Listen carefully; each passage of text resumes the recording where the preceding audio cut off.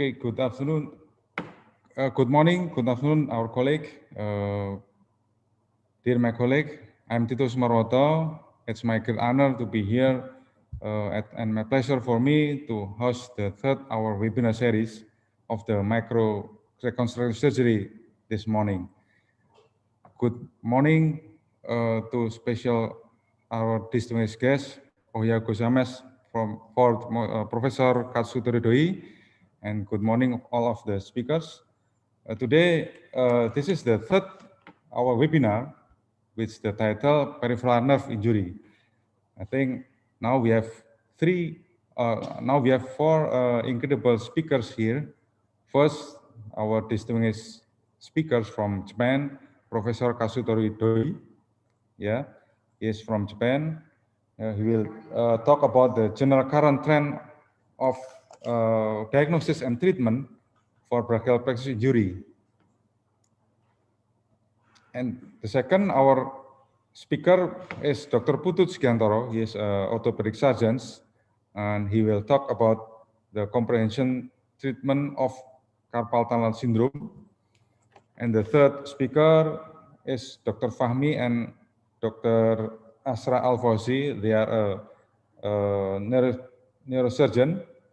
They will talk about the disease nerve denervation, torticollis of cervical, and neurotomy in spasticity after traumatic brain injury. And the last will be held by Dr. Heri Suroto. He will talk about the bioengineering, the future of BPI treatment in Indonesia. So, please CV, curriculum vitae. So before that, I will discuss about the rules of the webinar. So webinar will take about 120 minutes. Will be start at 10 o'clock in the morning and will be finished at the 12 p.m. Participants who have registered and entered the meeting with a Zoom account should be use their registered name. The number of persons who can enter through the Zoom limited to 1,000. And this is the link for attendance, and there is no need to use the Zoom that cool to confirm your attendance. Next. The Zoom application chat is only for asking questions and to the presenters. The mechanism, so each content session conclude with Q&A session, and only the chat tool or Zoom and live chat are available for submitting question and answer. The questions will be chosen and read out by the moderator. So so participants can ask in the Q&A. The certificate are only for the pre-registered participants. The committee will adjust the name based on the registration and will be proceed maximum in 7 days after the whole activity, according to the further information and send via registered email. Next. So this is the first speaker presenting by Professor Katsutoro Doi. He is an orthopedic surgeon from Japan. He graduated from the Yamaguchi University School of Medicine and 1922 clinical fellow. And I think so many experiences that has already done by Professor Katsutoro Doi, and I think there will be very interesting presentation next. Okay, the second. Yeah. The second one is Dr. Putut Sugiantoro. He is an orthopedic surgeon. Yeah. He graduated from the Erlangga University Medical School, Surabaya, and also he got the fellow in orthopedic and traumatologic department in Surabaya. Now he worked in the Siloam Hospital, Tangerang, West Java. Next. The next speaker will be held by Dr. Ahmad Fahmi. He is a neurosurgeon. He worked in the Erlangga University Hospital, and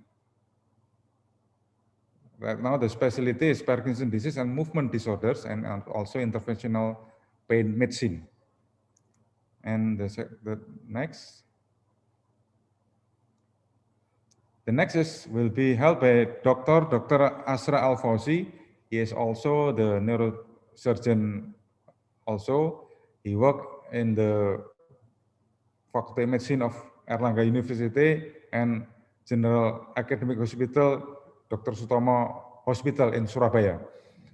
This is education of Dr. Asra Al-Fawzi, and right now he works in the Faculty of Medicine, Erlangga University, Dr. Sutomo General Academic Hospital, Surabaya.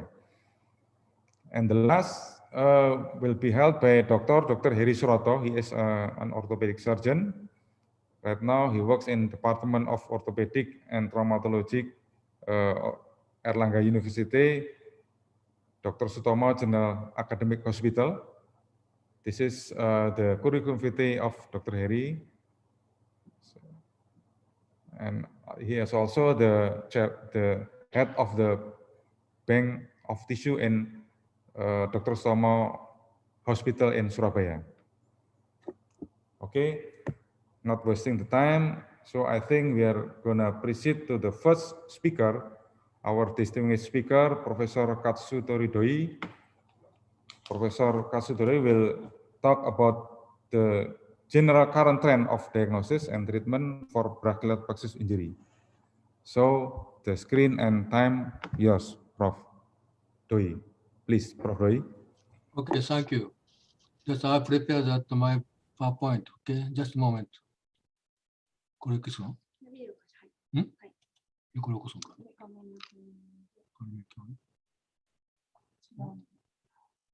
これ。それで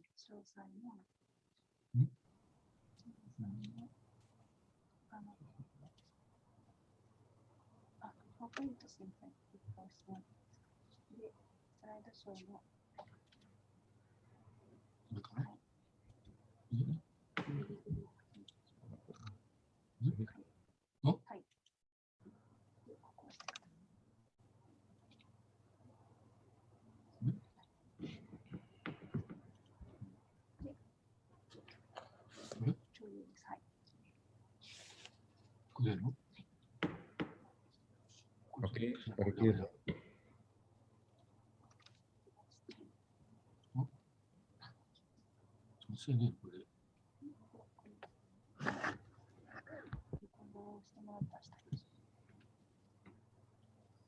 No, it's okay. Yeah. Okay, bro. Okay. Very clear, bro. Okay. Good morning.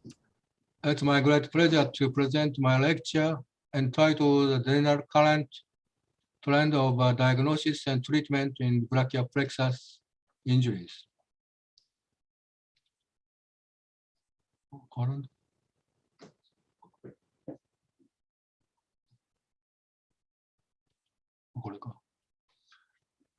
I was going to talk about the general principle of a BPI described in the slide, but because of limited presentation time, just 20 minutes, I'm going to present only the second title.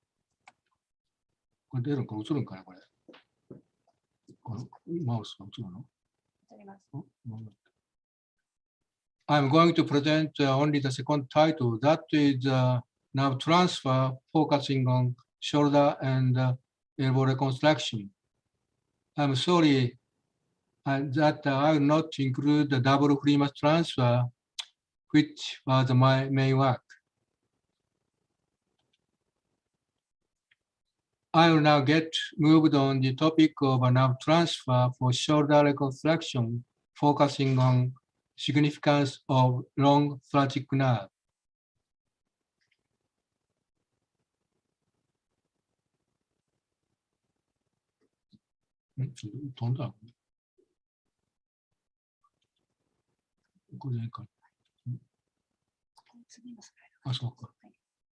Priority of shoulder reconstruction by nerve transfer was spinal access nerve to suprascapular nerve transfer.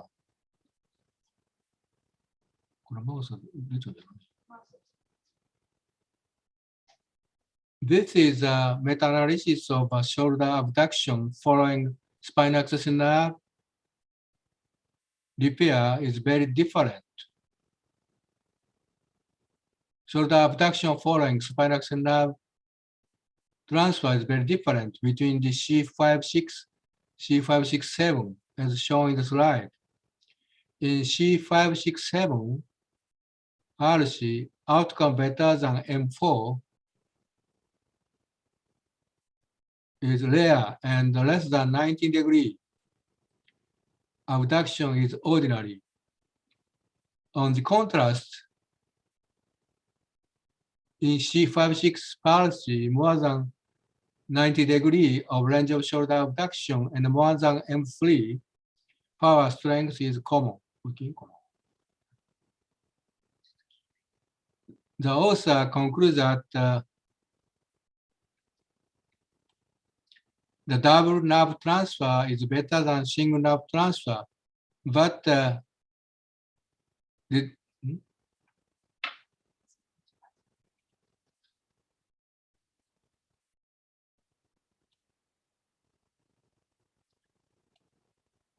author concludes that the double nerve transfer is better than single nerve transfer, but did not notice that this difference due to the presence of serratus anterior muscle function. Most of previous report article did not consider this immensely important factors.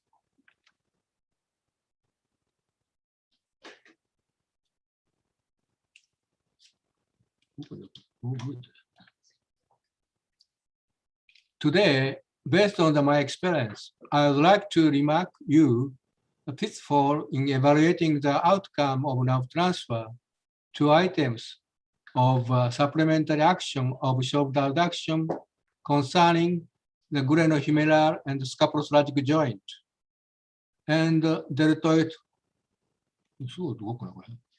and deltoid and supraspinatus muscles.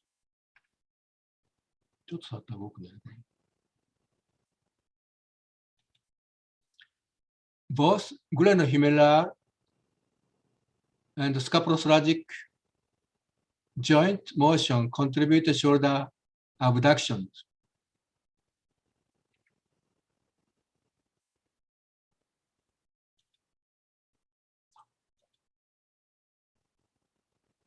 Glenohumeral joint abduction is mainly performed by deltoid, which is innervated from axial nerve, and the supraspinatus from a suprascapular nerve.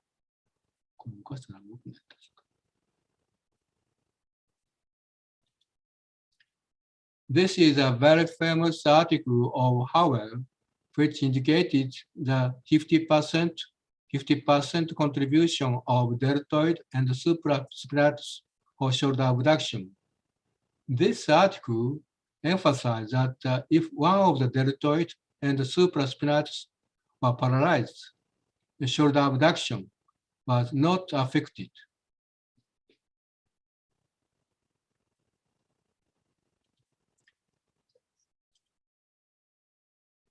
This is my case in which the axial nerve palsy was found, but he could abduct right shoulder fully and the power of shoulder abduction was M4.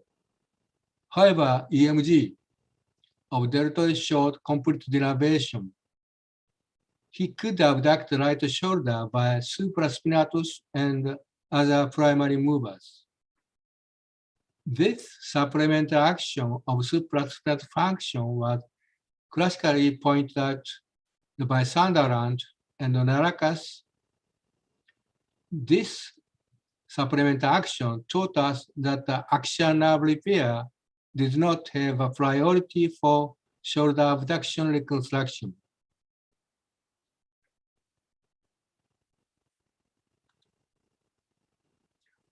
On the other hand, ST abduction motion is done mainly by the serratus anterior and trapezius muscles.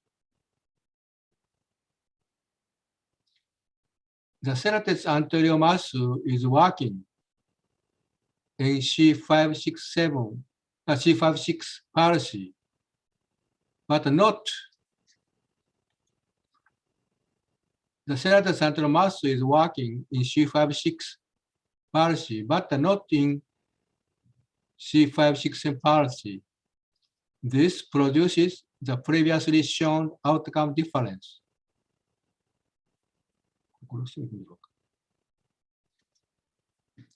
In 2024, we compare the shoulder abduction and external rotation in patients with or without paralysis of serratus anterior muscle between the C5-6 and the C5-6-7 palsies, and found significantly better in C5-6 of patients who had working the serratus anterior muscle.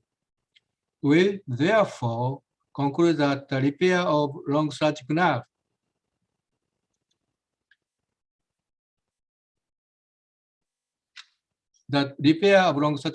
is mandatory for achieving the optimum shoulder function.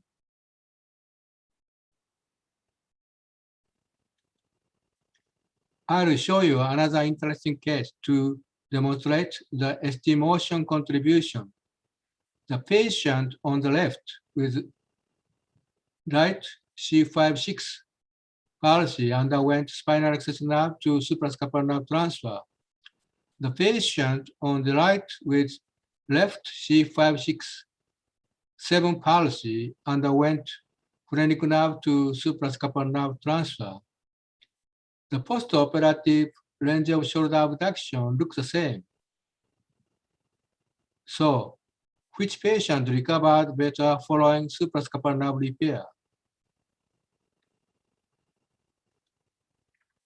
Conventionally, shoulder abduction measured by arm to vertical line and the scapular abduction by scapular medial margin to the vertical angles were also measured using goniometers.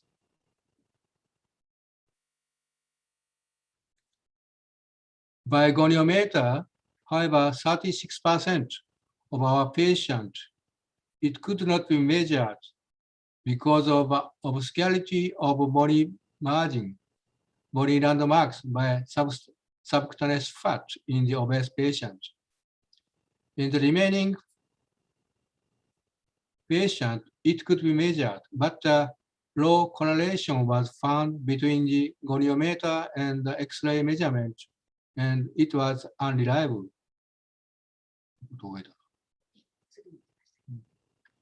Using plain anterior posterior X-ray of shoulder joint, we measured several parameters of a shoulder motion component, that is a global abduction, urinohumeral,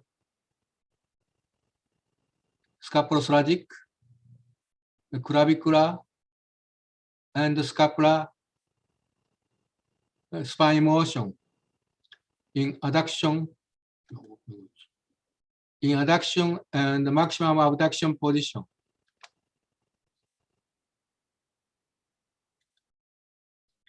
Getting back to the previous two cases, you can easily distinguish the large range of ST motion, 55 degrees in the left patient, but only -7 degrees in the right patient, despite the same amount of GL motion.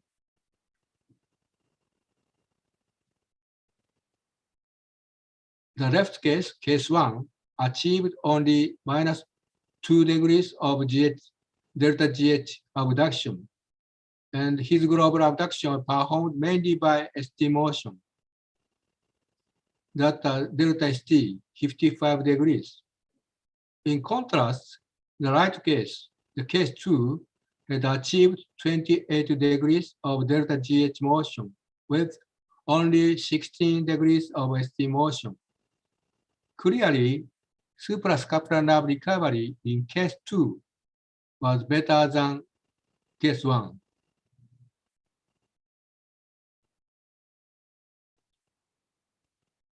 Looking at this supplemental action of shoulder abduction, priority nerve repair of shoulder function in C567 policy was suprascapular nerve repair was a basic requirement. However, axial nerve is not usually indicated in case of limited donor nerves. I emphasize long stretch nerve repair has more significant advantages.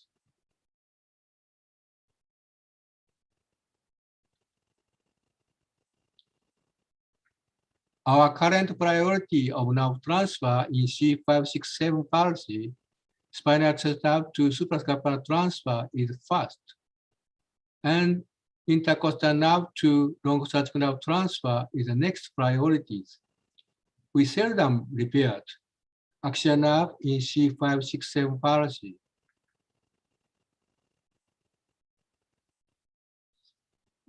This is our outcome from studying the significance of long surgical nerve repair in C567 policy with spinal access nerve to suprascapular nerve transfer. The group of long surgical nerve repair gained significantly better shoulder abduction than non-repaired group. In C567, not only the suprascapular repair, but also long surgical nerve repair is imperative to obtain satisfactory result.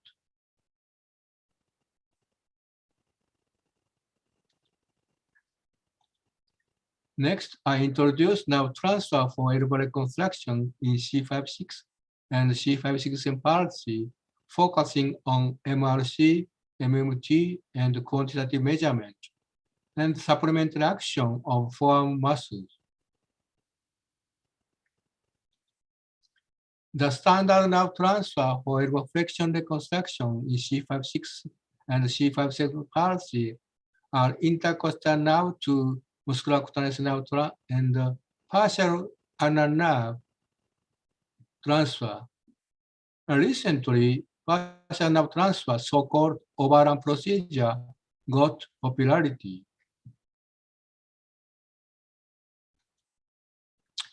Recent article emphasized too much on the superiority of partial nerve transfer to intercostal nerve for elbow flexion from the point of easy technique and early innovation and transient complication. I agree with these advantages. However, concerning the final outcome of power strength, we should reevaluate with strict statistical analysis and substitutional actions. Most previous articles, like this example, conclude that the PUN transfer, overrun transfer, yielded better results than the ICN transfer for restoring elbow flexion, based on the positive outcome for comparison using MRC, which is an ordinary scale, and could not use for comparison of the mean and standard deviation. Furthermore, one author performed quantitative comparison using fixed dynamometer, but their statistical interpretation was incomplete. Here, I explained two pitfalls in comparison of nerve transfer. BMRC is an ordinary scale and should not be used for comparison of power strength. And the quantitative measure of power strength is standard. Proper statistical analysis should be done and supplemental action should be noticed. Most outcome nerve transfer has been assessed using BMRC, MMT. However, MMT is based on the ordinary scale, and each grade has different intervals. That is, M2, M3 is a small range of 0 to 1% and 1 to 3% of our involved size. However, M4 is 4 to 99% and or 83%. You can easily understand that MMT should not be used for outcome comparison of nerve transfer. This chart shows the range of percentile scores of involved site, which each is MM grade. The presence of significant overlap between MMT 2, 3, and 4 indicated meaningless comparison of MMT grading of nerve transfer outcome evaluation.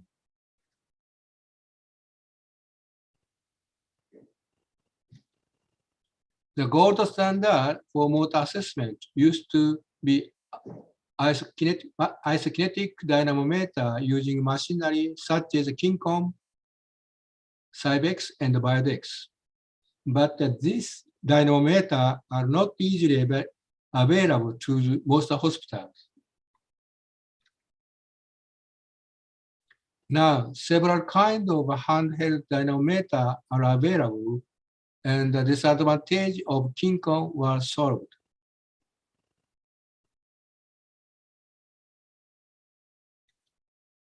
This is our recent study of comparison of quantitative elbow flexion power between the intercostal and the partial ulnar nerve to the musculooculateral nerve transfer. In both concentric and eccentric contraction, there was statistical difference between the both groups.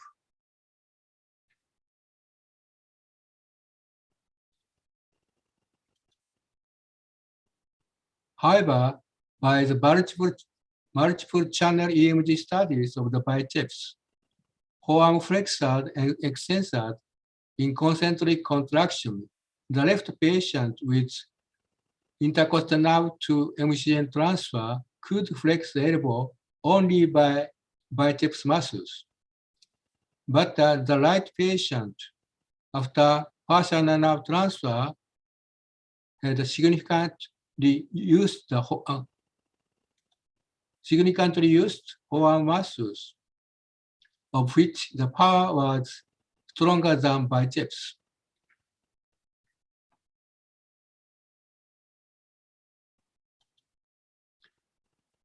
From the comparison of root mean square amplitude, we conclude that the partial nerve transfer was superior to intercostal nerve transfer when assessed quantitatively with dynamometer to evaluate elbow flexion. Although simultaneous recruitment of forearm muscle may be contributed to the increased elbow flexion strength in patients with partial nerve transfer. Elbow flexion power is different. However, biceps power is almost same.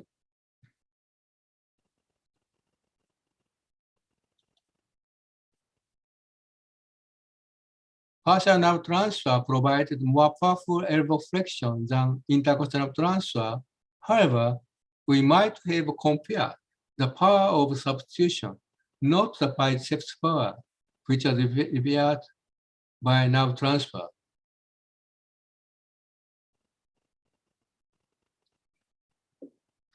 Finally, at the take-home message of today's lecture, I would like to emphasize there are many pitfalls in comparison of nerve transfer outcomes.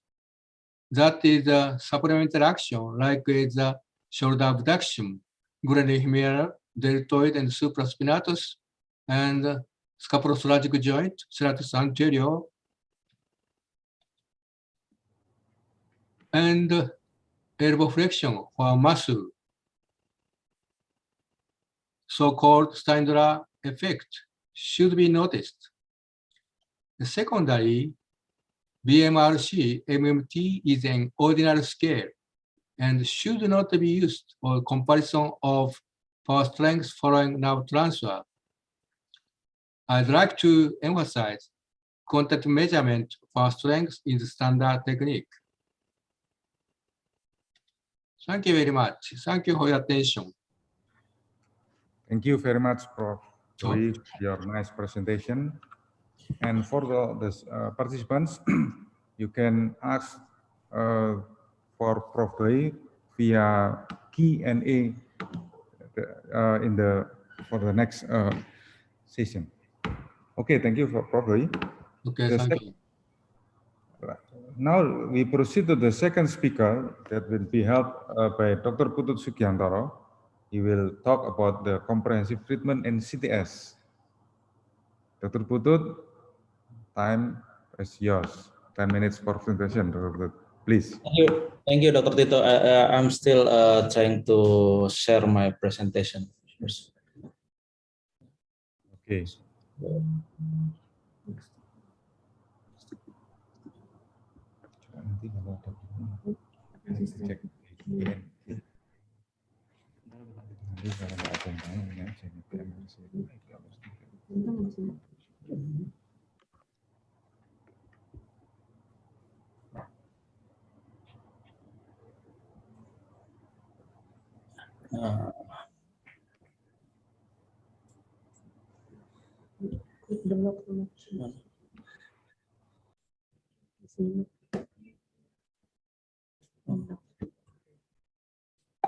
Baru zoom-nya dicentang.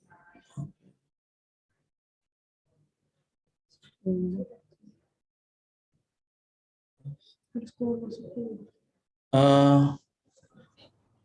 Mas Tito, I think I still have a problem with my presentation to share it screen. So maybe the third speaker first, and then I'll try to make my screen after that. Okay, I'm sorry.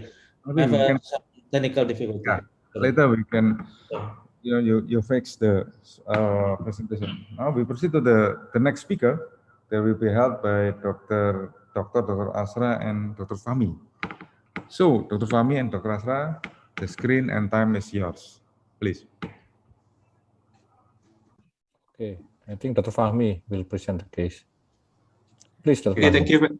thank you very much, Dr. Tito, Dr. Asra, Dr. Heri, Dr. Lambang, and Dr. Bramantia, and Professor Kazuteru Doi, and all of the committee for the opportunity to share about our case. We have two cases here. I want to present the first case. It is our first case. How about this? You already see our presentation, Dr. Tito, sorry. Yes, very clear. Okay, go on. Yes, very clear. Okay, this is our first case. First case is boy, 15 years old with spasticity 1 year after traumatic brain injury.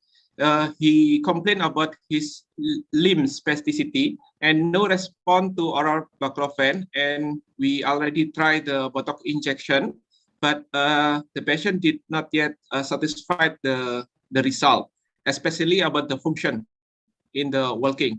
If we look in here, in this, the right limb, it is spastic, and the fingers of the foot still spastic and difficult to walk. If we look bigger here like this, we look the toes from his feet is flexion like this and spastic. And we already tried to inject the lidocaine nerve to the posterior of his knee, to the area tibialis posterior nerve, and we have a good result. And after that, we decide to do the neurotomy procedure. This is the rationalization of the neurotomy procedure. As we know, for movement, we need to same between agonist and antagonist. But in the spasticity, it is not same strength between the agonist and antagonist. It can make spasticity to the patient. And this is the rationalization of the neurotomy. If we look the bundle of the nerve, we cut partial cut of the nerve, and we decrease the impulse to the muscle like this.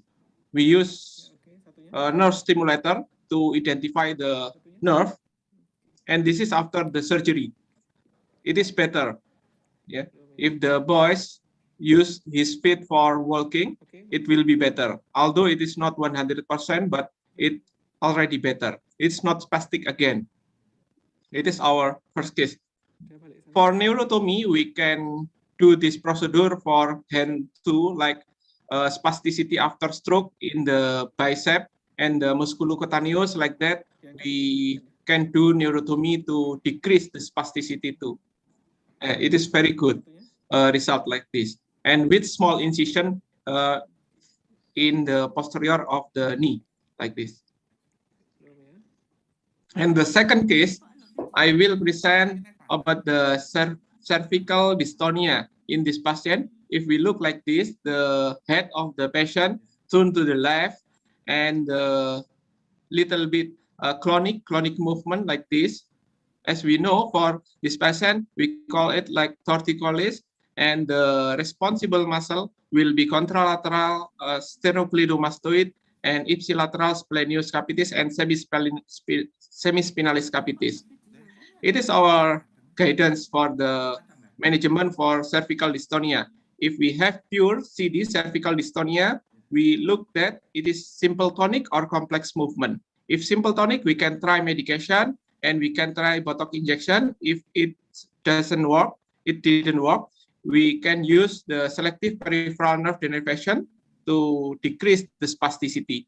But if the patient had complex movement or cervical dystonia with extra cervical syndrome like truncal dystonia, we can try the medication like clonazepam, trihexyphenidyl, or baclofen, and we can do the step GPI pallidotomy like this. This is the MRI after another case that we have done bilateral GPI pallidotomy. It is the result of the MRI. Or we can perform GPI DBS, bilateral GPI DBS, like this MRI after surgery. This is the DBS that we implant to the brain, like that. But for residual symptoms, we can use the step surgery like selective peripheral nerve denervation. It is before surgery, and this is during surgery. Yeah, during surgery, we have done the TIRAS procedure. It is different with Bertrand procedure. As we know that Bertrand procedure, there is extradural denervation, but in TIRAS procedure, in C1 and C2, we have done the intradural denervation. We cut the C3, C4, C5, and C6 posterior rami in the ipsilateral of the torticollis. We cut it, we coagulate, and we cut to decrease the spasticity, like that. And it is different with surgery at the spine because during the approach to the nerve, we split the spinal cervical, semispinalis cervicis and semispinalis capitis, and that, like that. And then after we cut the C3 until C6 extradurally, we open the dura like this. We identified the denticulate ligament, and we looking for the ventral rami of the C2. It is the dorsal rami. Yeah. That's ventral root. Yeah, ventral root of the C2, and we cut the ventral root of the C2. Usually the C2 it have more than one root, like that, and we cut another ventral root of C2 to make sure that's already cut of the C2. This is the picture, imaging picture for the ventral C1 and C2. After that, we looking for the ventral root of the C1. In this step, we must be careful because this is a vertebral artery that go to the intradural from the extradural. It is very close with ventral root of the C1, like that. It is we look the C1 ipsilateral and we cut the C1 like this. It is the ipsilateral part of the torticollis. It means if the torticollis goes to turn to the right, it means it is the right part, like that. It is the posterior part.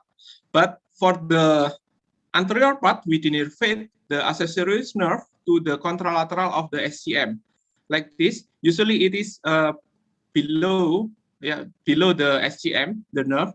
It is the accessories nerve, and we cut the branch from the accessories nerve to the sternocleidomastoid. It means we didn't cut the sternocleidomastoid. This is after surgery. After surgery. Very good response. The patient didn't has any torticollis again. The patient can turn to the right and to the left easily. This is in the picture. The CT scan picture is like this. We laminotomy, hemilaminectomy of the C1 like this. Okay. Thank you very much. This is our case. Thank you very much. Okay, thank you very much. Maybe from the panelists, Dr. Asra want to say something or discuss further about the case, about the two interesting cases. Yes. Dr. Asra. Maybe we wait for Dr. Putut. Maybe he already fixed. Yeah. Please. Yeah, all right. Yes, Dr. Tito, I will have to maybe. Please. Okay, I'll send the presentation.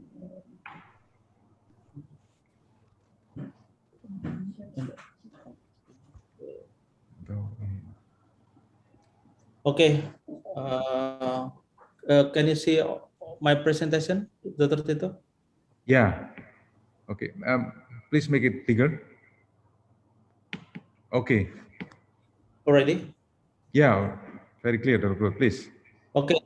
This is okay. Thank you for the opportunity. So, this is a carpal tunnel case. It's only 2 cases, so it's not very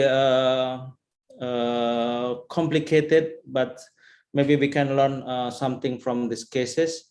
This is actually CTS as well. Carpal tunnel is quite common that we see in our daily practice, and we can mostly, as the woman is the 3 times more frequent to get the carpal tunnel disease. So this is a woman 25 years old after sorry, this is man. Sorry, this is man 42. I'm sorry for typing. 42 years old with got numb and tingling on the thumb, second, third, and half of the fourth finger, and also complaining of the pain at night, especially at least for 6 months. And then we can see there is no atrophy and very little atrophy of the thenar muscle, and the result of the electromyography we done is moderate, but already done 3-time injection for reducing the pain using steroid shot, and then still got the painful and relapse of the clinical sign. And so we do the release for the carpal tunnel. See that this is the medianus. We just do an open on the palmar crease, and then after a few months, all of the sensation was gained back by the patient. Okay, this is it's not my patient. This is my college patient. That's maybe Dr. Tito patients. That this female 40 years old complaining about weakness and tingling sensation on the right hand, and having difficulty of adduct and thumb opposition since 1.5 years ago. So we can see at the right hand, see opponent difficulty of the right hand, and as we see also on the last picture and below, there is the right hands cannot abduct properly. So at that time we do release and also do directly tendon transfer to regain or repair for the opponent for the adduction. So we do the harvest the palmaris longus. We can see that actually it's quite long enough, and then the palmaris longus actually the insertion is a bit spread, so we can the incision must be longer than normal only for the carpal tunnel, and then we can flip for the distal end of the insertion because the insertion is quite thin, it's not too thick, just like FCR tendon if you use for the oponentoplasty. And then we do rerouting and put it in the adductor brevis area of the thumb. And then see, and this is 3-month outcome. We can see that improvement for adduction. So this is the adduction and our opponent. Okay, thank you. So we can discuss about it later. Thank you, Dr. Tito. Okay, thank you, Dr. Putut. Dr. Asra, maybe you can Yes. say something Thank you. of these 3 cases. Yes. And there are 3 cases here. Please, Yes, Dr. I Asra. know. Just comment and maybe some question before the audience, I think, text the question on QA panel. First, I want to ask or comment about Dr. Putut presentation about the case. Just two question maybe is basic principle for general orthopedic or general neurosurgeon actually regularly ask.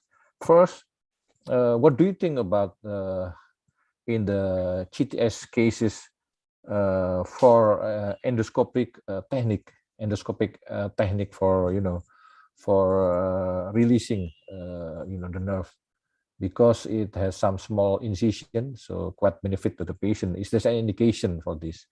And second question to Dr. Putut is, you show us the tendon transfer in that second case. So what is the exact indication that you made for tendon transfer in case of the CTS? Thank you. Maybe Dr. Tito will help too. Please, Dr. Putut. Thank you.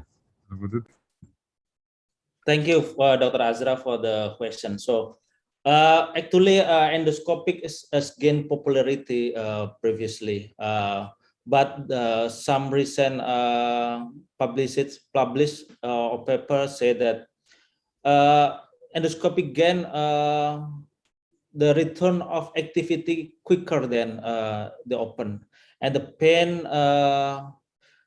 painful after surgery decrease compared to the open. But some publicity also say that has 3 times higher than complication than the open, because sometimes got a cut of the recurrent nerve complication, palmaris branch complication, and also there's a higher rate of the recurrency of the recurrency of the carpal tunnel. So in my opinion, if you are expert in endoscopics, go ahead, no problem. If you want to do an open, it's no problem. As long as we do it correctly, actually the result is quite good. But also there's some people use mini open to do the carpal tunnel release. But the open as well has sometimes has pilar syndrome complications, still got painful and on the incision area for quite some time. But sometimes by do a lidocaine injection on the area, sometimes the pilar syndrome complication can be treated as well. For the indication, just in my opinion, maybe Dr. Azra has something to.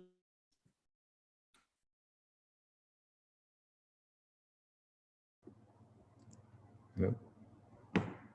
Yes, Please, I Dr. think- Azra, maybe you have an opinion regarding for the approach.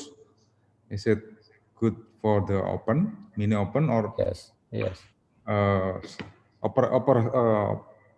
arthroscopy lay? Please. Yes, yes, yes. I think I'm agree with Dr. Putut that it's depends on the surgeon experience. So I think Dr. Putut has already made some clear and very scientifically explanation about how is the advantage and disadvantage of each procedure. And I think I'm agree that endoscopic procedure has some benefit, but should be in a good experienced surgeon. So in our experience too, we did open surgery too, not endoscopic. So Maybe again, thank open. you. I think the explanation of Dr. Putut is very scientific and will have a benefit to our young orthopedic surgeon or young neurosurgeon here. Thank you. And another thing about the indication of tendon transfer, Dr. Tito, because we have no experience about this. Do we have any experience maybe with Dr. Putut about tendon transfer? Please, For the first, Dr. Azra and Dr. Tito and also Dr. Fahmi, I have some patient with the carpal tunnel with the severe. Sometimes they are not completely resolved of the complaint. Still got some numb on the, but on the tip. It's not, there is no painful, but still got numb. Do you have also this kind of experience as well? It's not completely resolved for the result, or should we do something, do Yes. more extensive neurolysis or something? Yes. I think we have not much experience about this, and some patient, some patients still have some muscle atrophy of the time. So we just send it to the physiotherapist, and then yes, I'm agree, not 100% recover. So I think it's a good it's good perspective from Dr. Tito and Dr. Putut to make some advanced strategy for tendon transfer. And I think in the presentation, the patient good clinical outcome. Yes, But, thank you. Yeah. But I don't know. Maybe Dr. Tito also has experience. Do you prefer one stage or two stages for the tendon transfer? I mean, if we do an evaluation for the result of just do the release, and if the opponent passed the tenor muscles not back in the quite sometimes, and then we do the tendon transfer, or maybe you have another perspective, do one stage or two stages still debating. I don't know, maybe Dr. Tito has. Yeah, according to me, if already atrophy of the muscle, so I will do directly the opponentoplasty. Yeah, directly the opponentoplasty, because I don't think it will be after we do the release of the carpal tunnel, there will be become a good motoric in the thenar muscle. So this is the Dr. Teddy has already raised hand. Dr. Teddy, kalau Dr. Teddy, maybe any suggestion? Also, Doi Sensei have some comment maybe. Hello, Yeah, please. Dr. Teddy, please. can you hear me? Oh Okay. yeah, please, Dr. Doi. I have one question to the carpal tunnel syndrome. It's an indication for the tendon transfer. The Yes. commit procedure. That did you in your country? It's a preoperative nerve conduction velocity. That is a compound muscle action potential. Is examination common? EMG. EMG, yes. Yes, Prof. Dr. As Putu, long please. as some action potential from the abductor pollicis brevis, we never go to the tendon transfer.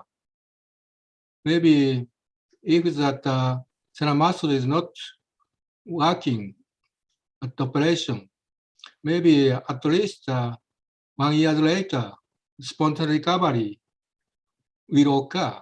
So I don't understand that necessity of tendon transfer for all cases of carpal tunnel syndrome, even with senile atrophy. How do you think?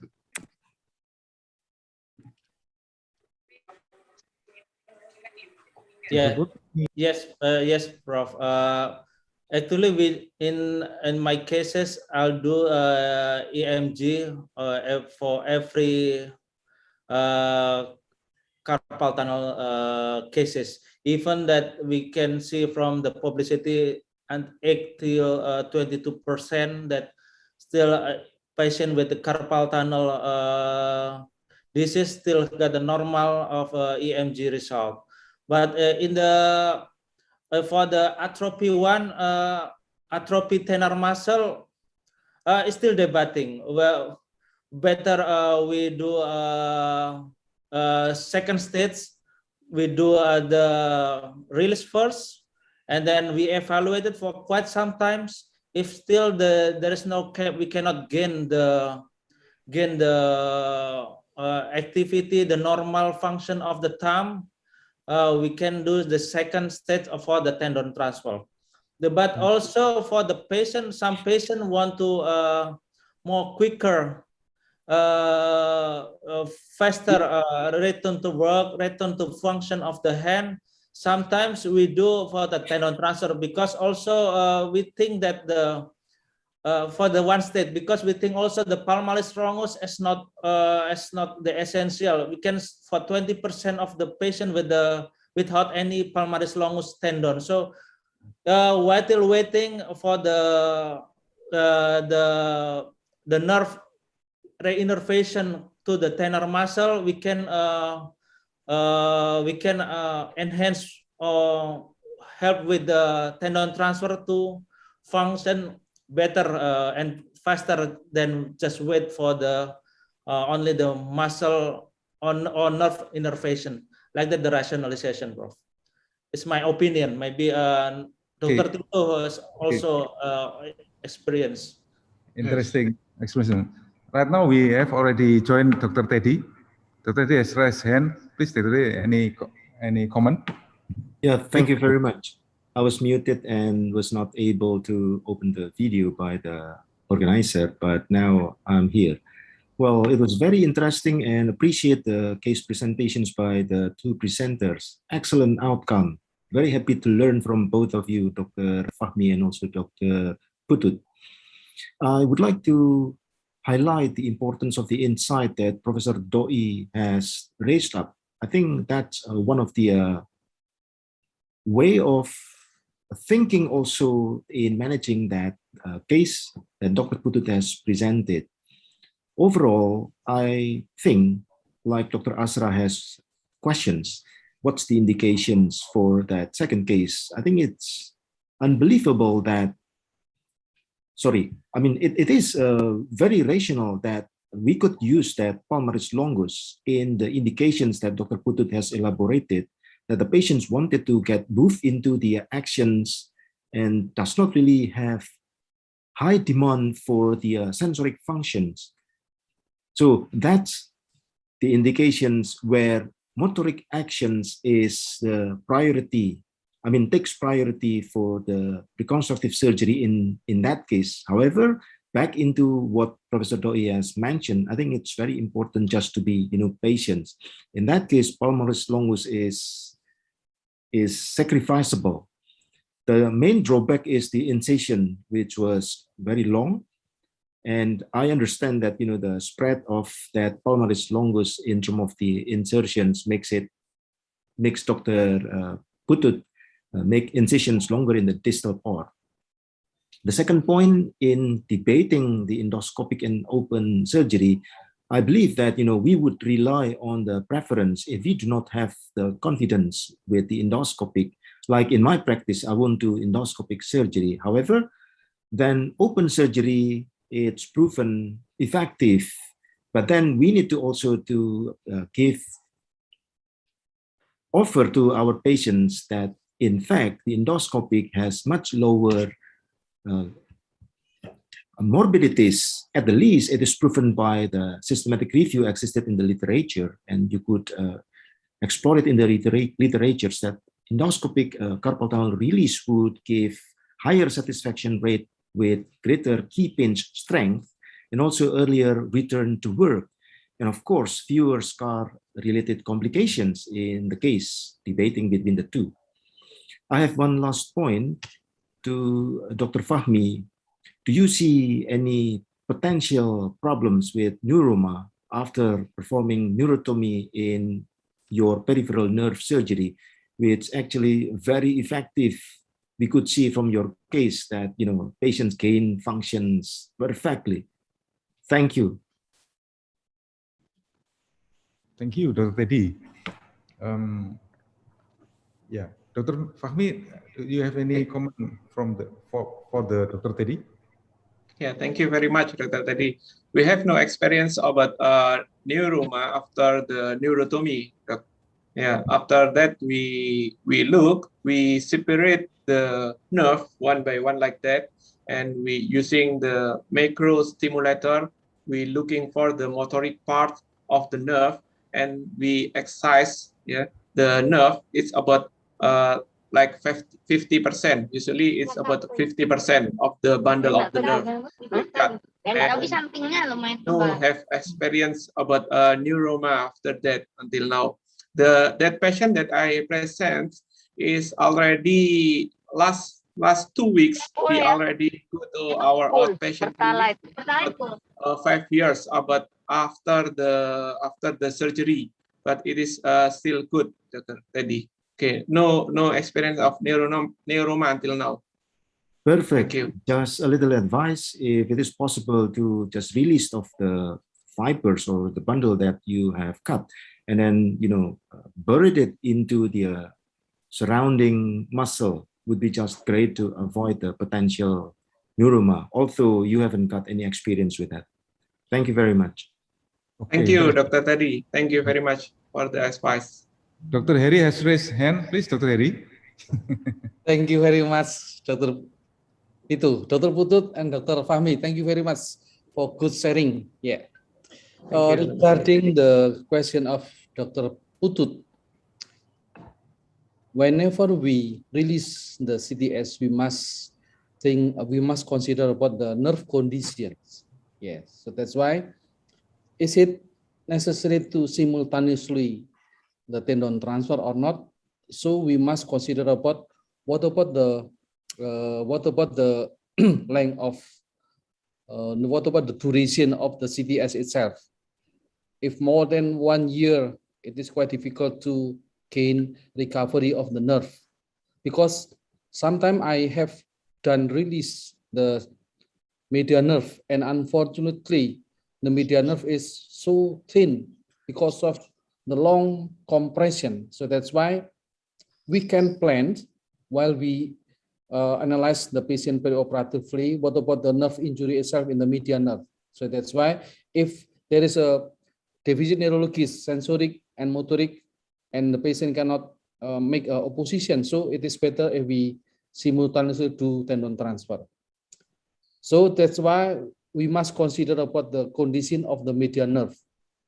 And I will share about what about the regeneration. What about the possibility of the axonal regeneration? It is important thing, because sometimes patients still feel pain, numbness, and patient must be informed in the first before surgery. The surgery just to release. But what about the recovery? What about the axonal regeneration? We must inform comprehensively to the patient and the family. Thank you. Thank you, Dr. Heri. For the last, I want to ask the comment from Professor Doi regarding for the directly doing the tendon transfers, Prof. Prof. Doi? Dr. Bram, I think, raise hand. Oh yeah, Oh, okay. yeah, okay. Dr. For the Patience, Prof. Dr. okay. Bram? Any Okay. comment? Thank you, Dr. Tito. Just a short comment what Dr. Heri said that yeah, I also face some cases that the nerve after we releasing the nerve is it's so thin and like a hourglass. So tendon transfer, I agree, can be done at the same time to improve motoric function. But how about if the sensory function? I think in my research, yeah, the stem cell can improve the function of the nerve. Yeah, I think Dr. Heri have more experience in on the stem cell. Yeah, about the how to release that in chronic case, what Dr. Asra asked the first time, in chronic cases of carpal tunnel, I prefer to do open because at the same time we can do internal release or external release of the nerve. But in the acute case, maybe endoscopic, like we can do one portal, two portal, or in my fellowship in Australia, we can do like Indiana tomb. Yeah, it a small incision will be preferred to do like that. Yeah, and a small comment to what been done by Dr. Fahmi. That's you do an amazing job. Yeah, instead of improving the muscle like what we done if we repair the brachial plexus, you do the opposite of what you do. You paralyze the muscle that contract. Yeah, I just want to know what is actually the diagnosis of what's the cause of the contracture of the foot in your first cases. Fahmi. Is it because of the CP or anything else? No. Thank you, Dr. Bram, for the comments and advice. And that patient is about traumatic brain injury. The patient is 15 years old after traumatic brain injury, and he had spasticity in his limb and his arm actually. But we didn't do the arm spasticity because for the graft it's already spastic too. We inject the Botox to the arm, and the foot, the Botox didn't satisfy the boy's result like that, and we try to inject the trial lidocaine to the tibial posterior. We wait for 15 minutes, and the walking already improved after lidocaine injection. And then for that, we decide to do the neurotomy to the tibialis posterior nerve like that, Dr. Okay. Thank you. Good job. Okay, thank you. I think it's very interesting discussion here, but due of the time, I think we One can. more, Mas. Okay, there is something that still what the Dr. Fahmi do is very good job, yeah, very great. But I want to know about how many percentage of the cutting the neurotomy for the spasticity you do. I mean, how many percent of the technically, how many percent of the motoric nerve you do for the cut? And also, this is neurolysis. Did you for the other college? Did you do always do the neurolysis for? But because it's still debating, do you do the neurolysis for the carpal tunnel? Because when we see the carpal tunnel is there is some disturbing of the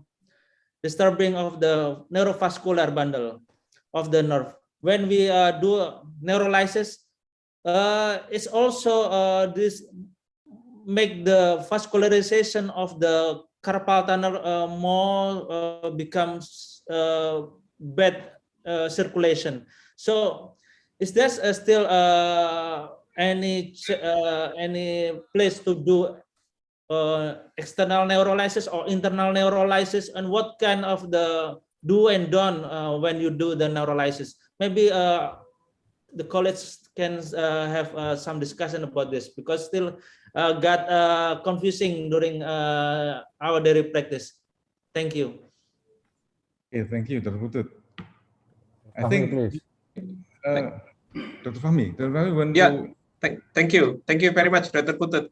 Usually we evaluate during surgery. We use intraoperative nerve monitoring, and we advise to the anesthesiologist to stop the relaxant, and we check the spasticity during the surgery. Maybe it's usually we cut it about 50%. Although there is some reports in the international report, we can cut the nerve until 75%. Some report like that, like Professor Sindhu, they do the until 75%. But we usually cut is about 50% like that. Thank you. Okay, thank you, Dr. Fahmi. There's very interesting discussion here, but due to the time, and we still have one presenter here, Dr. Heri, and Dr. Heri will be talk about bioengineering, the future of PPI treatment. And I think we want to say thank you for the three last speaker in the decision. Right now we can proceed to the Dr. Heri presentation.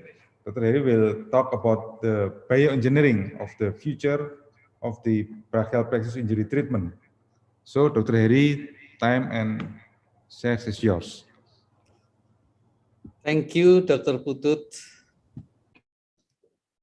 First of all, I would like to say thank you to all the speakers, the committee, and also for Professor Kasutrudoi that you join us and share your experience. Now, I would like to share about bioengineering, the future of brachial plexus injury treatment. The presentation outline is 3: introduction of degeneration and regeneration on motor units. The second is translation from bench to bedside of the nerve tissue engineering and the future of clinical application. Yeah, we start from degeneration and regeneration. I would like to share about epidemiological study of traumatic brachial plexus injury in Indonesia, just published in journal Reconstructive Microsurgery. Actually, this is a retrospective investigation was performed comprising 491 PPI patients from January 2003 and 2019. We can see the characteristic of the patients, and we can see that the average time to surgery was more than 12 months, more than 1 year. So this is the problem. So that's why in the management, we can see that free functioning muscle transfer was the most common procedure performed, 37%. And we can see from the screen that this is the time to surgery. Less than 6 months is a little, and more than 6 months, as I mentioned before. And this is the characteristic of the patients post-ganglionic. Yes, this is 43%, pre-ganglionic. This is 27%, and this is the C5, C6, and C5, C6, C7. Yeah, and this is the surgery of the brachial plexus injury. This is the illustration of what we have done, opened, and we can see the trauma. This is actually the acute case, so we can see directly about the nerve. Yeah. Even though we have to repair of this nerve, but the results still in question because of the degeneration of muscle and nerve. So that's why we start to about the research. And this is the patient that we have done the virtual. Initially, we do gathering annually, but because of pandemic, we do virtual gathering. As I mentioned before, that what happened with the denervated muscle in BPI? Yeah. Because late diagnostic patient come to us, persistent neurologic deficit and muscle atrophy. So that's why we try to evaluate what about the existence of satellite cell in that muscle.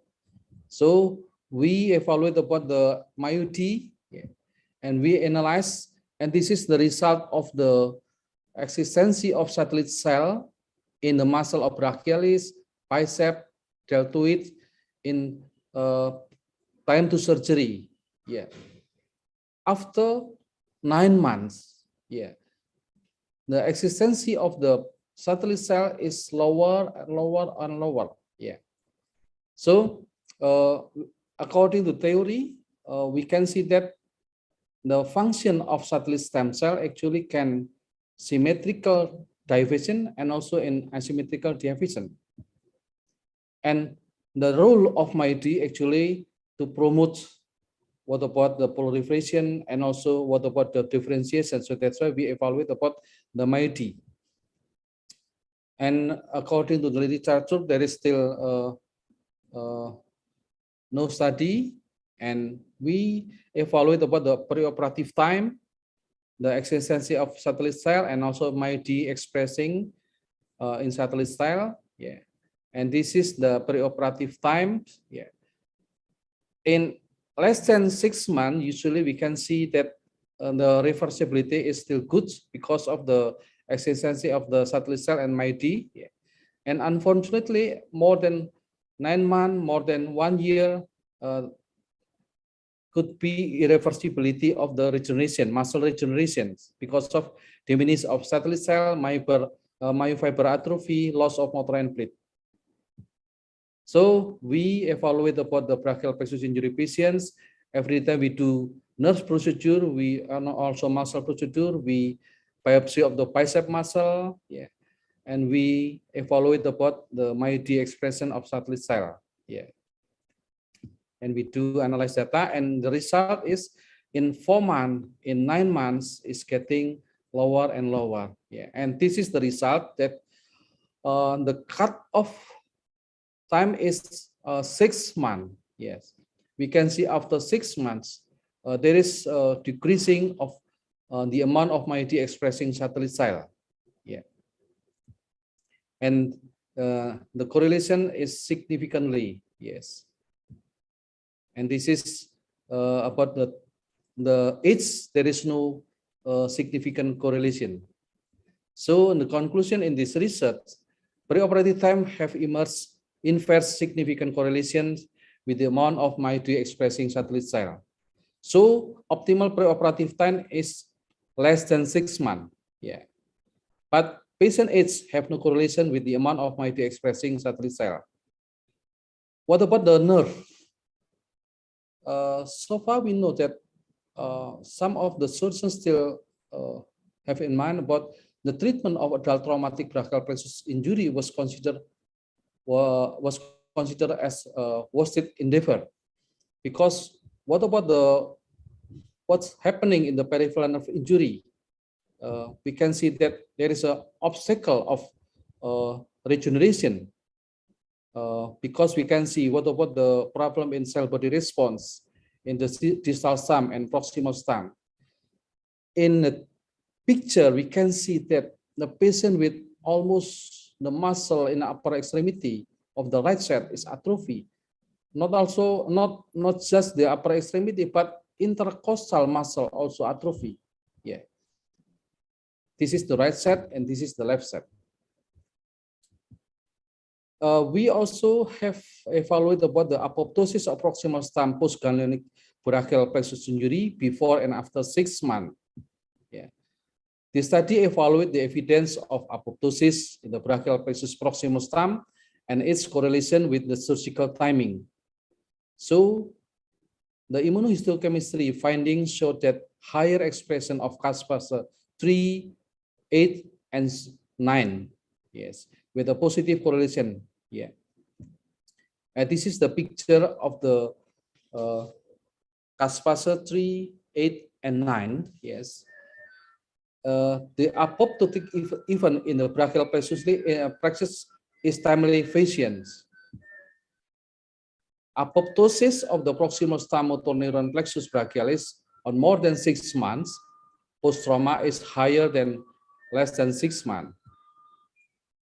So time is muscle and nerve, because we can see that longer the injury, longer the nervated muscle, longer the injury of the nerve, we can see what the consequence of the timing with the muscle and nerve. So that's why we say that time is muscle and nerve. Yeah. The second presentation is translation from pen to bedside of nerve tissue engineering. We can see the principle of nerve tissue engineering is including cell, signal, and scaffold. And this is the option of the scaffold that we can use: autologous tissue graft, non-autologous or acellular graft, and also natural based material and also synthetic material. So in this research, we use amniotic membrane as a scaffold, and for the signal we can use PRP, neurogenic secretum, and for the cell we can use mesenchymal stem cell.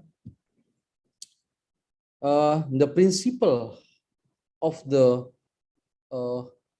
injury and healing, as we can see that actually the healing is cannot achieve 100%. So that's why we try to how to improve the regeneration of the nerve.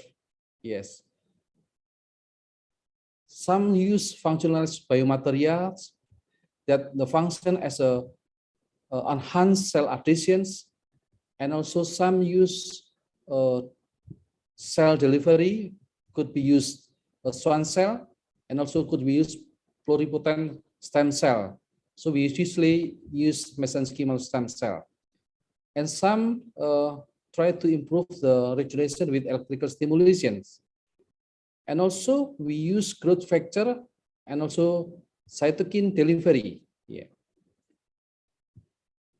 And in our laboratory, we can produce stem cell, isolate the mesenchymal stem cell, and this is the standard of International Society for Cellular Therapy.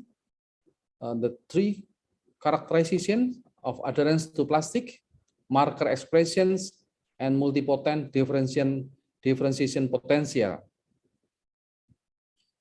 And also we use the cell secretum that consists of factor actively or passively released from the cell and contain, among other, soluble protein, cytokine, chemokine, growth factor, and also extracellular vesicle. So this is our research about the expression of growth-associated protein 43 and brain-derived neurotropic factor BDNF. Yeah. This is the research. We culture the mesenchymal stem cell with normoxy and also hypoxy, with scaffold and without scaffold, when we evaluate about the GAP43 and BDNF.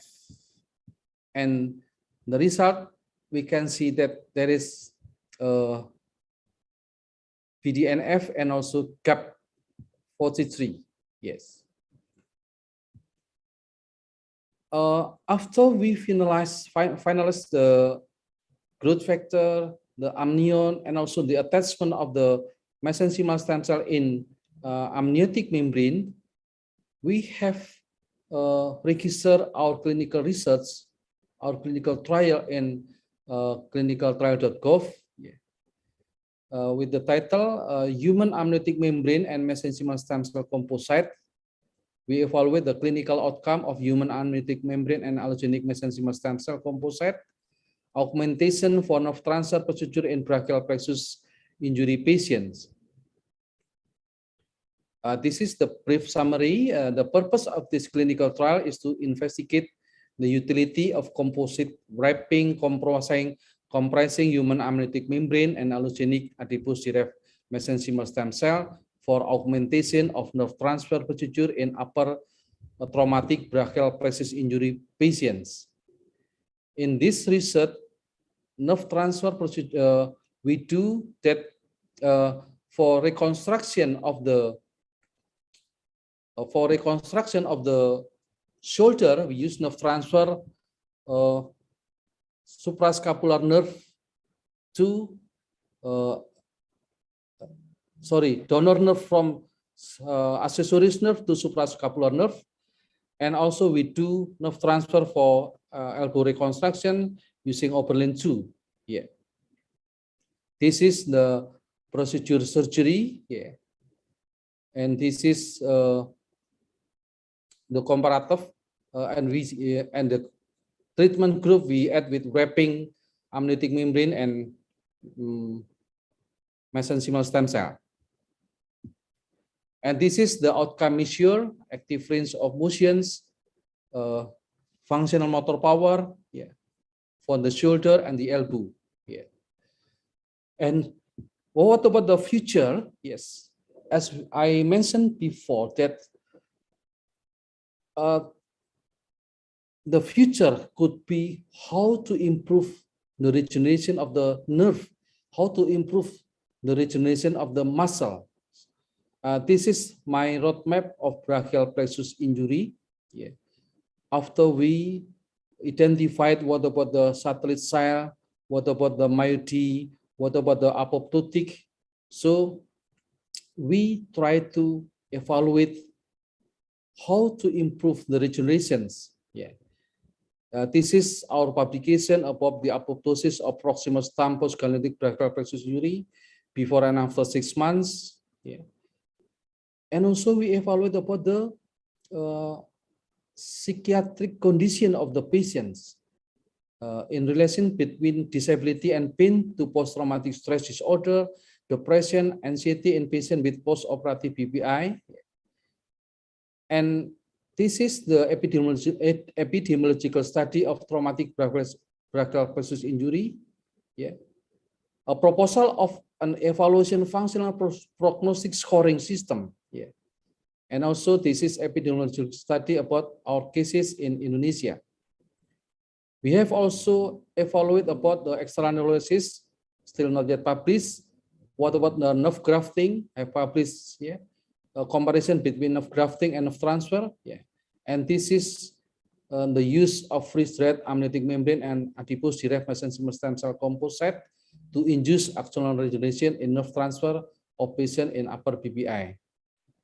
And we still try to collaborate with the engineering about bionic reconstruction, yeah, myoarthritic functional prosthesis. Yeah. I would like to share about the cases in the clinical research. This is 46-year-old man with right arm and elbow weakness after road traffic accident. We can see from the video, the patient can function the hand, finger flexion, finger extension, and also wrist extension. Actually, this is a weakness, but the patient still can extend the wrist and also flex the wrist. But the patient cannot flex the elbow. Yeah, the patient cannot extend the elbow. Yeah. With the paralysis of the elbow and with the shoulder.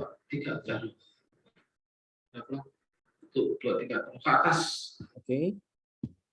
And this is the clinical picture of the deltoid atrophy of the anterior, lateral, and posterior, atrophy of the supraspinatus, infraspinatus, and also biceps brachialis. So we have done nerve transfer of suprascapular nerve from accessory nerve from posterior approach, and this is the picture. We can identify scapular nerve, and we transfer from accessory nerve, and also we use motoric branch of the axillaris and transfer from long triceps caput longum. Yeah. After we do end-to-end anastomosis, we wrap with the amniotic membrane that have seated by mesenchymal stem cell. Yeah. And also we do nerve transfer for elbow reconstruction. We use Opalin 2, one for motoric fascicle from ulnar nerve, especially for flexor carpi ulnaris. We transfer to a motoric branch of biceps and also one fascicle of flexor carpi radialis from median nerve and transfer to motoric branch subrachialis. After end-to-end anastomosis, we wrap with amniotic membrane that have seated by mesenchymal stem cell. This is the identification of the fascicle from ulnar nerve and also fascicle from median nerve. Yeah. 11 months after surgery, the patient can start, but actually the patient start moving his elbow and shoulder around 6 months. And this is the patient from Borneo, Kalimantan, and send me the picture about the motor power of the elbow and the shoulder. And this is in 17 months after surgery. Yeah. Latihan tidak perlu dengan berat ataupun alat yang mewah. Ini sabuk sederhana. Ini karet, karet ban bekas. Jadi fokuskan pada materi. Yaitu satu intinya yakin, semangat, dan kombinasinya adalah sederhana untuk mencari otot-otot yang lemah, kembalikan stamina yang memulihkan otot yang lemah setelah cedera. Inilah contoh beliau dengan semangat dan yakin, insya Allah latihan tidak. On the other thing, this is the other case that we do the nerve transfer. Yeah, suprascapular nerve from accessories nerve and some sac. And also Opalin 2, yeah. This is the control group. Unfortunately, there is still weakness of the extorotations, yeah.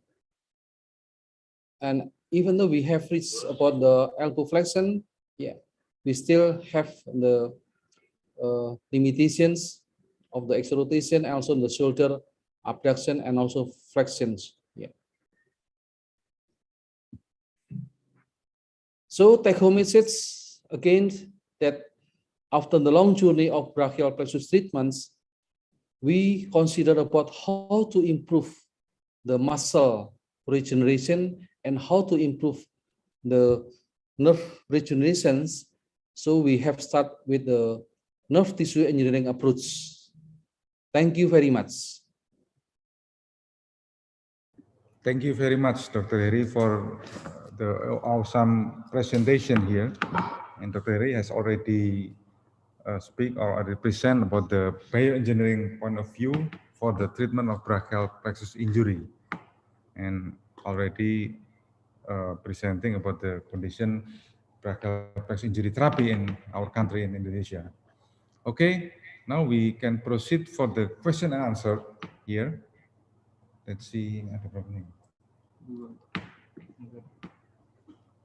Yeah.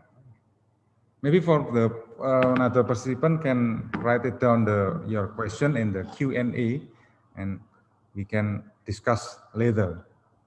We have one question here from Dr. Rudolf Hidayat to everyone. Sorry, to Professor Doi. I happen to have my complaint in my upper left arm in the about 6 months ago. Then after that, he got the cupping therapy.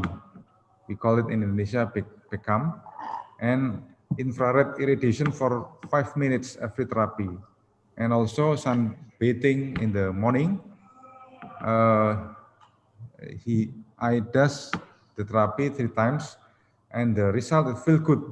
I know I have recovered. the question is, in this part of the symptoms of brachial plexus, what do you think, Prof. Doi, about the treatment like this? I think, I mean the cupping therapy, become therapy, and also infrared irradiation therapy. Please, Prof. Doi, you can answer the question, write it down in Q&A here. I'm sorry, I can't understand your question. Yeah, this is our one of our question here, that he got suffer from brachial plexus injury, and he got the therapy, cupping therapy. What's a cupping therapy? Cupping therapy is like do the negative pressure around the muscles, and then we got, and also he got the infrared irradiation for 5 minutes every therapy. And now he feel good, according to him, and recovered. So what do you think, Prof. Doi?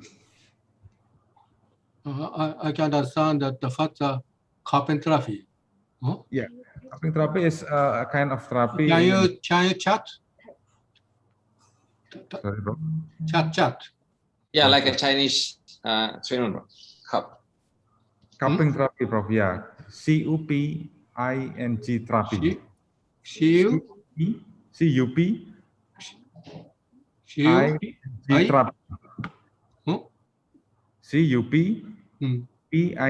therapy. Cupping therapy. Yeah. And I never heard. Infrared irradiation for 5 minutes. I'm sorry, I never heard. Okay. Yeah. Something Indonesia magic?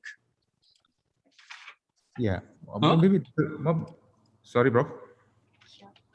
Yeah, it's kind of Chinese therapy that already done in our country. Chinese therapy? Yeah. Dr. Okay. Can I share the I don't know. illustration of cupping therapy? Oh yeah, Dr. Heri, maybe you have the from Dr. Heri. Sure. Yeah. Yeah. This Professor Doi. Oh, this one? Yes. Oh, this one cupping therapy. Yeah. What is that? Okay. Maybe any comment, Prof, from you? I will study. I will study cupping therapy. I don't know anything. Sorry. Okay. Dr. Tito, may I comment for that question, please? Please, Dr. Heri. Sure. Yes. Yes. Okay. Actually, that's is kind of the like stimulation. Yes, but we must identify what is the injury itself. Yeah. So that's why we must analyze what about the history taking, physical examination, and also for the investigation, especially conduction study of the muscle and also nerve. Yeah, of the nerve. Yeah. So after we can identify, oh, this is the injury of brachial plexus. So cupping therapy is just stimulations without anastomosis of the nerve. It is quite difficult. So that's why after evaluate about the timing of the injury, and there is no, if there is no sign of neuropraxia, we must do surgery. That's my opinion. Okay, thank you, Dr. Heri. And what about the infrared irradiation, Dr. Heri? And maybe the Prof can also have a comment about the infrared irradiation for the treatment of the brachial plexus injury.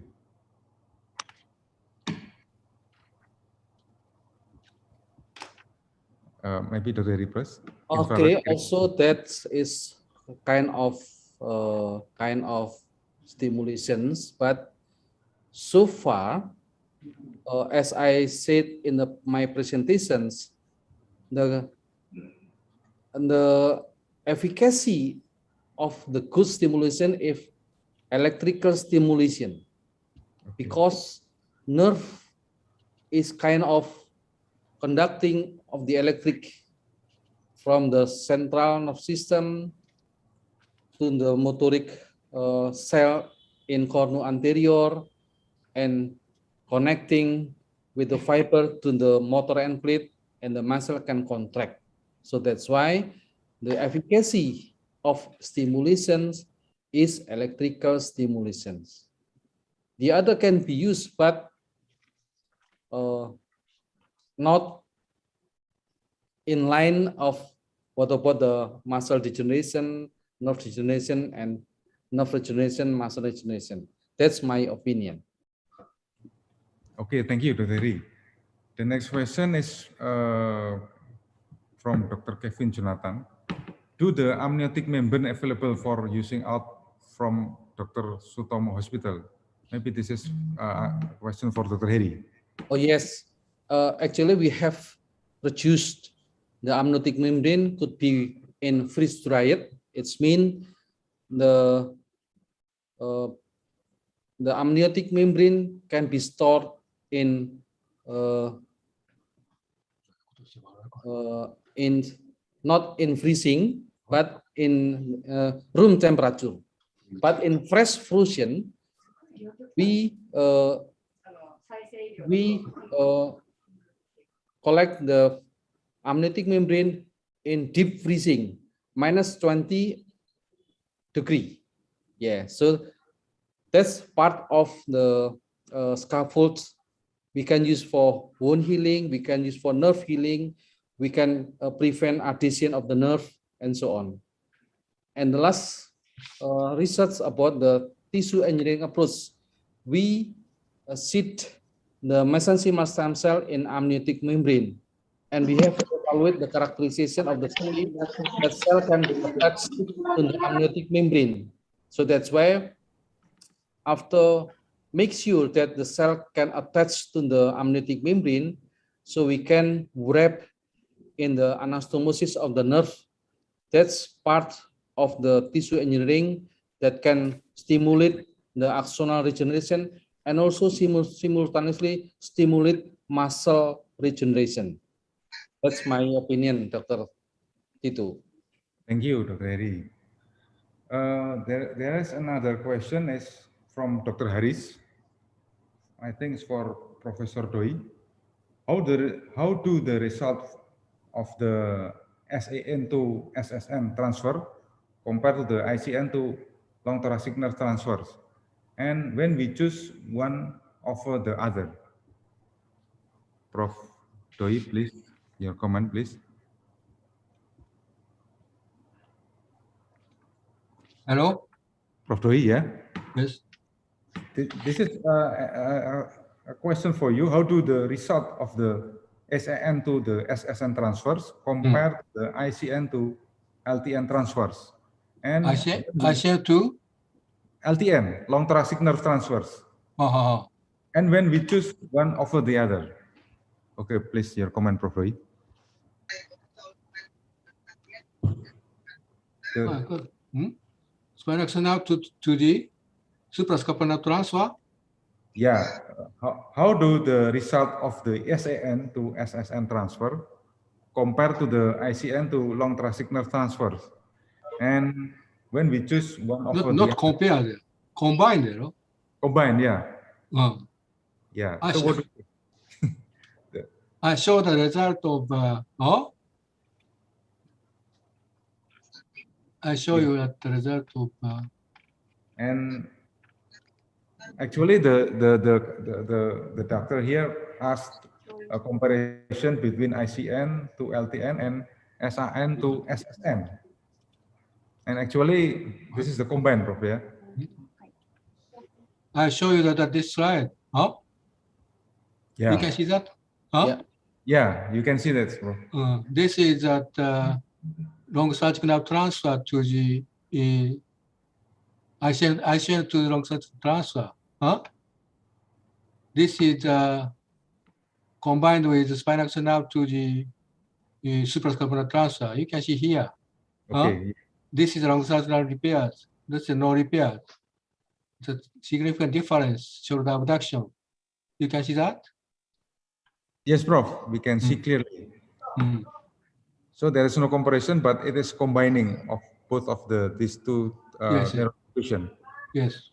So, Professor Doi, Yes. while you repair the long thoracic nerve, it's mean the motor power of the serratus anterior can stabilize the scapula. What do you think? Say again. So, while we repair the wrong thoracic nerve with the recovery of serratus anterior, it's mean can stabilize the scapula. Yeah. What do you think with that condition? I can understand. Okay, I mean, it could be stabilize the scapula with the muscle of serratus anterior contraction. Yeah. Stabilize? Stabilize the scapula. Stabilize the scapula. Stabilize scapula? Yeah. You can see that serratus anterior? Yeah. Huh? No. So I have done the intercostal nerve transfer to the long thoracic nerve. Yeah. Which provided the stabilize of scapula also. Okay. Okay. Yeah. Not only the shoulder scapular abduction, stabilize also. So that's when the end result of the shoulder abduction is better than if we don't repair the long thoracic nerve. Oh. Yeah, especially for the C5, C6, C7. Yeah, Rob? Yes. Thank you. Okay, thank you, Dr. Heri. So this more, Prof. Doi, I want to ask something. I have one question here that Heri Srota. Yes, Prof. That I don't understand that the coupling, but you show that some case like this, huh? Patient. Yeah. Abduction, abduction shoulder. You show that one patient. Yeah. With the upper thigh paralysis of something like that. Yeah. He had the coupling. Yeah. Huh? Yes, Prof. While we transfer of the axillary nerve, we also no. Surgical process is okay. When he had the nerve transfer after injury. After injury, in that patient, 3 months after injury. Huh? 3 months. 3 months after injury. Yes. He had the coupling something. Cupping. No. Yeah. Initially, the patient come from Borneo, come from Kalimantan, but after more than 6 weeks, more than 2 months, there is no recovery. He come to Surabaya, and I evaluate what about the problem, and I identify there is a C5, C6 brachial plexus injury. Yeah. So because of we have discussed to the patients the possibility of the grafting of the nerve, and we decide, and patient decide to do nerve transfer. So that's why I do nerve transfer, as I mentioned in the presentation. And also because of the high expectation to the patient, and I discuss again with the patient, and he agreed to join the research, the clinical trial of the brachial plexus injury augmented by amniotic membrane and mesenchymal stem cell. I may not understand that what you said, that this patient had the nerve transfer for shoulder reconstruction just after 3 months, 3 months after the injury. Yes. Correct? Yeah. But usually the 3 months does not. We had without the coupling, something like that. It's an ordinary nerve transfer provided some kind of outcome. Okay. The patient, the injury in August 2019, and we done the surgery November 2019. What is your question? No. This patient had the evaporation of nerve transfer, including that spinal axis nerve to supraspinal nerve and something like that. Yes. Just 3 months after injury. Yes. 3 months after injury does not need this kind of procedure like the coupling. We have many, many cases, even the 6 months after the injury, we got the same kind of excellent result by the ordinary nerve transfer, like with the spinal axis nerve to the suprascapular nerve transfer. Is it correct? Dr. Heri. Yes, yes. Dr. Doi, Prof. Doi kayaknya nanya kalau baru 3 bulan, apakah itu preganglion atau postganglion? Kalau preganglion kan mungkin bisa jadi karena itu recovering, makanya dia cepat sekali sembuhnya seperti itu. Kalau postganglion, jadi apakah itu preganglion atau postganglion? Kalau preganglion kan, kalau postganglion kan tunggu dulu biasanya 6 bulan dok, nggak langsung 3 bulan gitu dok. Maksudnya mungkin begitu, mungkin loh sepengetahuan saya. Okay, that's if you see the motorcycle that he used almost broken. Yes, so that's why from history taking and from clinical examination and from EMG and CV, that's preganglionic, like a avulsion. Yeah, so that's why 3 months after injury, the muscle got so atrophy. Yes, I can share about the clinical condition before surgery: atrophy of the deltoid, atrophy of the supraspinatus, and atrophy of the infraspinatus muscle, and also atrophy of the elbow, bicep and brachialis. Yeah, so with that condition, we decide to do nerve transfer and augment it by nerve tissue engineering approach. No, I am just asking about the benefit of your technique, that coupling technique. We have many cases with this kind of palsy who underwent the surgery even 6 months after injury. The patient got the same kind of result that by ordinary nerve transfer. That maybe I may not understand that. I might have not understand what you want to say that. Yeah, I have make manuscript that just submit, and if and the submission have published, I will share to you. Usually, the mean of the time to surgery is around 6 months. Is around 6 months. Yeah. Okay, thank you.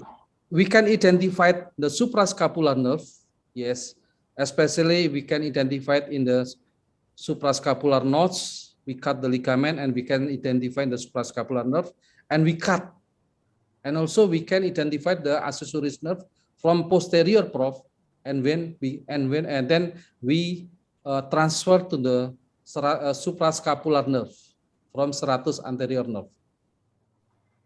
Accessories nerve. Okay, thank you very much.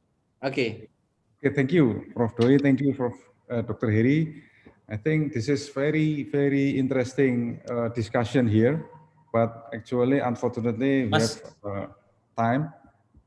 So I would like, on behalf on the committee, I would like to thank you for the Professor Doi from Japan, for the Dr. Heri Suroto from Surabaya, Indonesia, Dr. Asra Alfauzi, and Dr. Fahmi from Indonesia, Surabaya, Indonesia, and also Dr. Putut from Tangerang. So it will be nice to us to be see again in the next time discussion about the microsurgery in Indonesia and also in the Asia Pacific. I would like to congratulate to Dr. Heri as a new president of ISREMI, Indonesian Reconstruction Microsurgery, and I asked to Dr. Heri to give some speech as the president of Indonesian Society of Reconstructive Microsurgery in front of the Professor Doi. Dr. Heri, please. Okay, thank you. Thank you very much, Dr. Tito, and also I would like to say thank you to Professor Kasutredoi as a Secretary General of Asia Pacific Federation Society of Reconstructive Microsurgery. On behalf of Indonesian Society of Reconstructive Microsurgery, this is part of the 3 series of webinar, actually as a media that we can share each other in Indonesian Society of Reconstructive Microsurgery. Yeah, in this society, there is a surgeon from orthopedic surgeon, from plastic surgeon, from neurosurgeon, and also from thoracardiovascular surgeon. So that's why thank you, Prof. Doi, that we have remind us about the next 2026 that we can hope that we can, as a host in Asia Pacific Federation Society of Reconstructive Microsurgery. Thank you very much. Thank you, Dr. Heri. And the last, I will invite to Professor Doi to give a little speech to us as a Secretary General of APF SRM. Please, Prof. Doi, time is yours. Hello, Yeah. hello everyone. Okay, please, Prof. Doi. Thank you all of you for inviting me today. I really enjoyed. Here is the Secretary General of Asia Pacific Federation of Society for Reconstructive Microsurgery. I would like to appreciate your contribution for the development of APFSRM. APFSRM was founded in 2012 to advance the specialty of reconstructive microsurgery in Asia Pacific region. The purpose of this federation is to make an opportunity to share our wealth of experience and knowledge among surgeons of Asia Pacific countries with regard to their practice, development, and new application of microsurgery technique. And also, I believe that we can develop network with colleagues, especially among members of Asian Pacific countries. I will enable us to exchange results, develop new idea, and create a new project that will drive future progress in reconstructive microsurgery. The Indonesian Society for Reconstructive Microsurgery officially joined us 2018. Now we have a member from 20 countries and regions. I have known well-known Professor Harry Slaughter, the president of the ISREMI, for a long time before they officially joined us. And we appreciate your committed contribution, which is also shown in the proposal plan for the 7th Congress APFSR 2026. We have already had the 4 congresses, the inaugural Congress in Singapore in 2012, and the 2nd Congress in Korea in 2014, the 3rd Congress in China in 2016, the 4th Congress in Turkey in 2018. And we are going to have a 5th Congress in Japan in this December this year. India will hold the 6th Congress in 2024. The Indonesia stood as a candidate for the 7th Congress in 2026. The host country will be decided in upcoming council meeting in 1st of December, but it is very delighted that we have members to make our federation to live up. Finally, I am looking forward to seeing you, all of you, at the APFSRM 2021 Congress online meeting soon. Thank you very much, everyone. Thank you very much, Prof. Kasutredoi, as Secretary General of APF SRM. So once again, I would like to say thank you very much for all speakers, and especially for the distinguished speakers from Japan, Professor Doi. And thank you very much. We hope that we can join another webinar next time. So Thank you. Thank you very much. I go back to the committee, please. Thank you very much. Please, committee, thank you. Thank you very much for all speakers, distinguished speaker, all attendant that already watched this presentation webinar today, and we say thank you for, especially for Prof. Kasitrudoy that share his your experience and your knowledge to us. It's very valuable for us.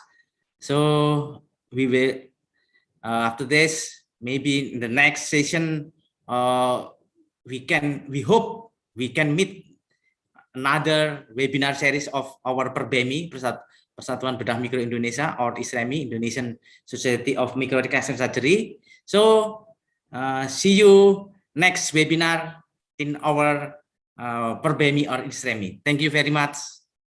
Bye-bye. Thank you. Thank you, Bye. Dr. Harry, Dr. Tito. Yeah, thank you very much. Ya, thank you semua. Mas Herlambang. Thank you very much. Ya. Thank you, Dr. Heri, Dr. Tito, Dr. Bambang, Dr. Putut, Dr. Ini ada Prof. Dr. Paul Asra, juga. terima kasih. Iya, Dr. Prof. Paul juga. Prasetyo Edi. Terima kasih Dr. Teddy juga. Terima kasih. Selamat siang. You and PERBEMI or maybe next Paramoy meeting. Oke, thank you. Izin live ya. Bye. Izin live, ya. Siapa nanti? Dr. Putut, thank you.